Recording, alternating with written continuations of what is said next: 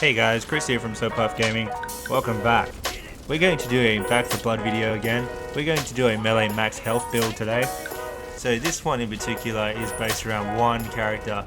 I am going to encourage you to use this character, however, you can always use any deck build for each and every character. I will explain the one card to swap out if you do not actually use this character. However, I do encourage to use Hang. He has, obviously with some certain traits that are pretty unique to the game, they are actually going to be the key behind this max health build. So before we get into the deck, let's just go through Hang's traits. So he can restore an additional 1 trauma when consuming food and gains the effects of food consumed by other cleaners. He also has plus to food spawns, which is essential by the way. The food spawns really are underrated, and there is another card that you can pair up with this to make even more food spawn throughout the levels. And the very last thing that he has as a team effect is the +1 to health and stamina for each food consumed. So on that note, let's just get stuck into the deck. Let's start with number 1. Wasteland Chef. You can gain the ability to melee food items to create a gourmet dinner or a mediocre meal. Using the combat knife, this increases your odds of a gourmet dinner. So moving on to number 2, this is the combat knife. This, if you have already noticed in Wasteland Chef, in the description it actually says using the combat knife will increase your odds of actually getting a gourmet dinner. Now that is pivotal. Now this is probably one of the main key items the deck will need in order for this max health build to work. Number 3, Food Scavenger. Now in the more difficult setting, I do recommend keep this card on. In the more casual setting, this is the one card to actually swap out. For the amount of items that are already in the game, with the harder settings, everything is so scarce. So 100% keep this card on. So the idea is actually to make the max health for everyone, not just yourself. If everyone's eating a gourmet chicken, you're getting the effects as well. Now if I was going to use this deck for any other character, it would either be Mum, the Doc, or it would be Charisse. My number 1 priority would be to use Hang, just because he has the best suited traits. So anyway, let's just keep moving. Number 4. This is Vanguard. Melee kills heal 1 health to yourself and teammates within 10 meters. Add this with gourmet chickens, it's going to build their max health as well. Number 5, this is Battle Lust. Melee kills heal 1 health and 0.125 trauma. You've got to keep your trauma topped up, that is your max health. Number 6, that's Facey Fears, and that is to heal 1 temporary health whenever you kill a Ridden within 2.5 meters. Number 7, Mean Drunk. Now this will do 40% melee damage. Your melee attacks cause cleave through enemies, dealing damage in a large area. So we're just gonna move on. This is number 8, this is Berserker.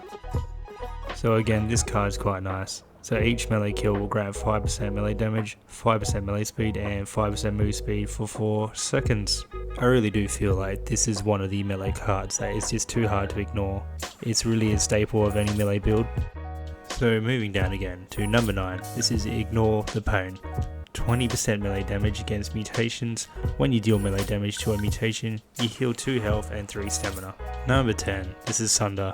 Melee hits cause the target to take 3% increased damage to a maximum of 15% increased damage. Melee hits that destroy armor also have a chance to create usable makeshift armor. Obviously to keep up with our melee attacks, we do need a bit of stamina regen. So these next few cards are stamina based.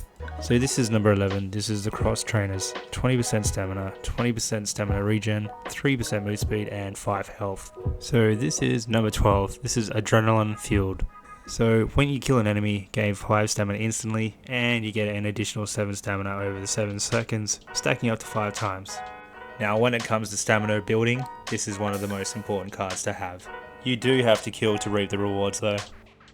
So and again, I am going to do a bow and arrow build. They are going to be in the deck again. However, these 2 cards are only in the deck again for their melee attributes. So we'll just read out number 13, Slugger. 5% health, 10% melee stamina efficiency, 20% melee attack speed, 10% bow stamina efficiency, 20% bow attack speed. And your Brazen, next one, 15% melee stamina efficiency, 20% melee attack speed, 15% bow stamina efficiency, and 20% bow attack speed. So this is the end of the deck. This is number 15, method. Each melee swing grants 5% melee speed and 5% melee stamina efficiency for 6 seconds, stacking up to 10 times. Your melee attacks no longer stick in tough enemies. This also has a red text. It will disable the aim down sight. Now with a melee build, you're not really going to aim. You're only really going to have maybe a really accurate SMG or a really spreadable shotgun. So in this build, guys, your melee weapons is your primary. Your secondary would be your bigger gun. To me, a shotgun or an SMG would probably be the best suited. Even the M16 that Hang starts with is quite accurate. A few gold attachments on that, you're going to have no problem. Obviously keep in mind, the sights won't work. It really is your preference. Even a ranch rifle will go a long way.